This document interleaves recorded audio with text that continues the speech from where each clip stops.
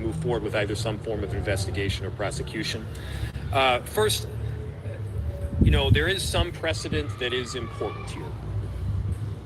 There have been instances in the past where there was some form of shooting or an officer-involved killing that took place by federal agents or U.S. Marshals or beyond that did have local and state entities in control.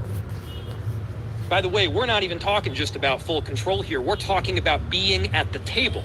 We're talking about an investigation that includes the Bureau of Criminal Apprehension. And for those that may say that we have a predetermined outcome, we are not the ones that are conducting the investigation. The investigation would be conducted by the Bureau of Criminal Apprehension. They are well equipped to do it. They have a long track record of doing thorough investigations and, by the way, coming to results that both saw culpability and a lack thereof. As far as the legal mechanism to do so, I'm not going to jump the gun here and give you a mechanism to prosecute through the county or the state before we actually know what that legal remedy looks like. But I can assure you there is potential there that is available. Mr. Mayor, you've talked about presumptive determinations that you feel like the administration has made. They've also been saying, kind of looking ahead to the weekend, what do you make of the administration saying ICE operations will continue? They're sending Border Patrol agents in, effectively doubling down in the wake of this. Well, I think what this does ultimately is expose the truth. What did they say when they came in here? What has this administration stated as their reason for coming into cities around the country? The reason that they've stated, safety, driving down crime. We'll let our statistics speak for the trajectory. They are clearly driving crime up. Up until last night, we hadn't had any shootings in this city other than ICE. Our city is safe. Our city is welcoming. They are making it less so. And so it is a massive issue that they continue to exert their presence in Minneapolis and beyond. By the way, it's not just our city that is feeling the impact. I know that there are a number of legislators behind me that can speak to that. This administration has also said that they're very pro-business. That's also garbage. I don't have a specific statistic other than anecdotal evidence to point to, but they have had a massive and detrimental impact on a number of corridors throughout our city, including like 80% reductions in customer base along East Lake Street and many other corridors throughout the city. And so bad for business, bad for safety, bad for unity, bad for democracy, and bad for this republic. We want them out. Let's go over here and then go over there. If there is no full independent investigation of this shooting, what will the effect of that be? So the question is, if there's no full independent investigation of this shooting, what will the effect be? I mean, I think it further undermines trust in government. The quickest way that you erode trust in government is to refuse to enforce and hold accountable people on laws that you pass. There are laws that are around this. There are standards that are around this. They should have no concern about having a full and transparent investigation here. See where that investigation leads. Look at the facts, collect the evidence. And the fact that they are for some reason concerned about having other, by the way, police involved, other law enforcement involved through the BCA, that is wildly concerning. We're not asking to be at the table in this investigation here.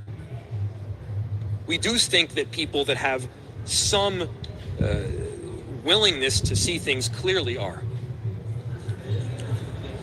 About what the Vice President J.D. Vance said yesterday, blame the victim, but also accuse the media of lying about what happened. What your reaction? Well, I think we got to get to a point here where we're not trusting everything that they're saying, and I think you guys are there at this point. I mean, I think he also asserted that because you work at the federal government, that you somehow have absolute immunity from committing crimes.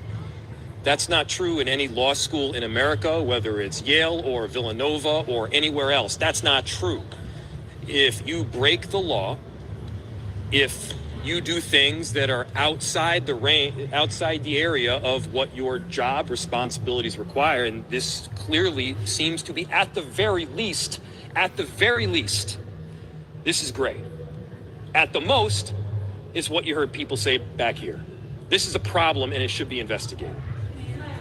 Brooke Schaefer with News Nation. A couple of questions for you. First, have you heard personally anything from the Trump administration or the president himself? And also, the administration has pointed to some of your comments right after the shooting as turning up the temperature in this city. Yesterday, we did see some protest that, turned volatile at times. There was pepper spray, there was tear gas. Do you stand by your statements to telling ICE to get out? They stand by their statements. Do you stand by your statements? I stand by my statements. We stand by our statements. I'll look back to what I said. What I said was it was reckless abuse of power. Yes, it was a reckless abuse of power. I said that what the narrative that the administration was pushing in the immediacy following this shooting was garbage and false and BS. It was. I stand by every one of those. And, this notion of inflammatory comments, I mean, come on, guys. I dropped an F-bomb. They killed somebody. Which one of those is more inflammatory? I'm going with the killing somebody. I'm going to do a couple more and then I'm done. Donald Trump has said that it's clear that Renee Nicole Good was not just trying to run this officer over, that she actually ran him over. J.D. Vance has promised this officer absolute immunity in this case. Is there any hope of an independent investigation while they're in charge? The way you put it is pretty grim. What you just said, and I think, to repeat for everybody, Donald Trump said that Renee ran the ICE agent over. Don't take my word for it. Don't take their word for it. Watch the video from every single angle. I mean, the ICE agent walked away with a hip injury that he might as well have gotten from closing a refrigerator door with his hips. He was not injured. I've seen worse injuries from doing that. And so give me a break. No, he was not ran over. He walked out of there with a hop in his step. And so we just got to get to the point where we're at least operating from, hey, this is we're looking at it on the video screen. This is what we're seeing. Can we all see that it wasn't run over? And then, J.D. Vance, this concept of absolute immunity is pretty bizarre.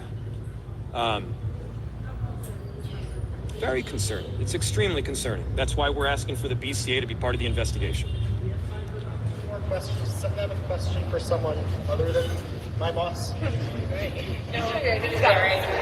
just wondering if we have a sense for the timeline here, like how fast moving this is. Is there a point at which the state loses access completely to the investigation materials? Do you know what that happens? I don't know the exact timeline, but I imagine the answer is yes. Go for it. Jamie Long, State Representative, Minneapolis Representative. There have been instances in the past where the FBI has shared information weeks after or even months after. It would be much better if the Bureau of Criminal Apprehension were able to be involved right now. There is time-sensitive evidence. There are memory lapses that happen if you aren't able to interview witnesses right away. And so they were invited by the FBI to participate in the investigation jointly originally. And then for some reason they decided to walk away. We are asking for their full participation as the FBI intended originally. They were clearly told by somebody that they couldn't participate anymore.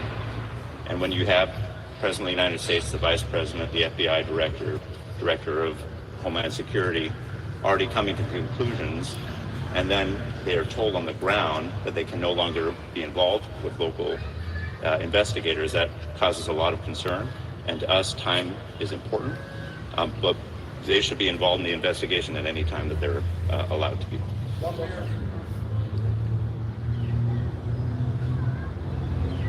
With them since this happened, can you just describe that or talk a little bit about that? So the question is whether I can talk or describe about interactions with Ms. Good and who she was as a person. It would be completely inappropriate for me to do so because there are other people that really knew her, and I did not. Thanks, everybody. Appreciate it. Thanks, everybody.